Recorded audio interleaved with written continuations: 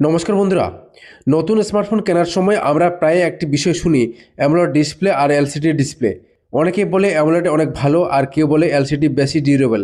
কিন্তু এই দুটি ডিসপ্লের মধ্যে আসল পার্থক্যটা কোথায়? কোনটি বেশি ব্যাটারি সেভ করে, কোনটি বেটার কালার দেয়, আর আপনার জন্য কোন ডিসপ্লেটি সেরা?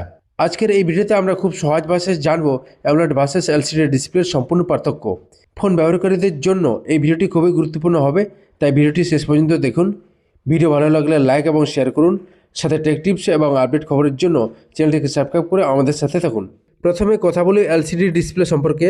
এলসিডির সম্পূর্ণ নাম হলো লিকুইড ক্রাইস্টাল ডিসপ্লে। এই ধরনের ডিসপ্লেতে ব্যাকলাইট ব্যবহার করা হয়, মানে স্ক্রিনের পিছনে একটি লাইট থাকে যা পুরো ডিসপ্লেকে আলো দেয়। এর ফলে স্ক্রিন বেশ উজ্জ্বল হয় এবং খরচ কম হয়, তাই বেশিরভাগ বাজেট স্মার্টফোনে এলসিডি ডিসপ্লে ব্যবহার করা হয়। এবার আসি অ্যামোলেড ডিসপ্লে সম্পর্কে। অ্যামোলেডের সম্পূর্ণ নাম হলো active matrix organic light emitting diode. এই ডিসপ্লের সবচেয়ে বড় সুবিধা হলো এখানে ব্যাকলাইট লাগে না, কারণ প্রতিটি পিক্সেল নিজে নিজেই আলো দেয়। এর ফলে কালার অনেক বেশি ভাইব্রেন্ট হয়, ডিপ ব্ল্যাক দেখা যায় এবং ব্যাটারি কম খরচ হয়।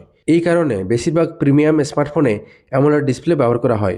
এবার অ্যামোলেড ভার্সেস এলসিডির মূল পার্থক্য দেখব। এখন সহজভাবে অ্যামোলেড এবং এলসিডির পার্থক্য দেখে নেওয়া যাক। কালার কোয়ালিটি: অ্যামোলেডে কালার বেশি ব্রাইট এবং ভাইব্রেন্ট হয়, অন্যদিকে এলসিডিতে কালার একটু ন্যাচারাল হয়। ব্ল্যাক কালার: অ্যামোলেড ডিসপ্লেতে পিক্সেল বন্ধ হয়ে যায়, তাই পিওর ব্ল্যাক দেখা যায়। অন্যদিকে এলসিডি ডিসপ্লেতে ব্যাকলাইট থাকার কারণে ব্ল্যাক পুরোপুরি ব্ল্যাক হয় না। ব্যাটারি কনজাম্পশন: অ্যামোলেড ডিসপ্লে কম ব্যাটারি খরচ করে, অন্যদিকে এলসিডি ডিসপ্লে তুলনামূলকভাবে বেশি ব্যাটারি খরচ করে। এবার ডিসপ্লে দুটির দাম দেখব। এলসিডি ডিসপ্লে সস্তা, অন্যদিকে অ্যামোলেড ডিসপ্লে সাধারণত দামি হয়। ডিউরেবিলিটি: এলসিডি ডিসপ্লে সাধারণত একটু স্ট্রং এবং লং লাস্টিং হয়, অন্যদিকে অ্যামোলেড ডিসপ্লেতে মাঝে মাঝে স্ক্রিন বার্নিংয়ের সমস্যা হতে পারে। এখন প্রশ্ন হচ্ছে, কোন ডিসপ্লে আপনার জন্য ভালো? যদি আপনি মুভি দেখা, গেমিং করা, প্রিমিয়াম কালার এক্সপিরিয়েন্স চান, তাহলে অ্যামোলেড ডিসপ্লে আপনার জন্য বেস্ট। আর যদি আপনি কম বাজেটের ফোন চান বা সিম্পল ইউজ করেন, তাহলে এলসিডি ডিসপ্লেও খুব ভালো অপশন হবে। সুতরাং বন্ধুরা, এখানে দেখা যাচ্ছে অ্যামোলেড ডিসপ্লে কালার এবং ব্যাটারি এফিসিয়েন্সিতে এগিয়ে রয়েছে, আর এলসিডি ডিসপ্লে প্রাইস এবং ডিউরেবিলিটিতে ভালো। তাই ফোন কেনার সময় আপনার ব্যবহারের উপর ভিত্তি করে ডিসপ্লেটি বেছে নেওয়া উচিত। তো বন্ধুরা, এই দুটি ডিসপ্লের মধ্যে মূল মূল পার্থক্যগুলো তুলে ধরলাম।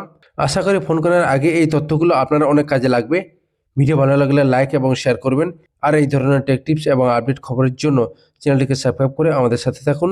দেখা হচ্ছে নেক্সট ভিডিওতে। ধন্যবাদ।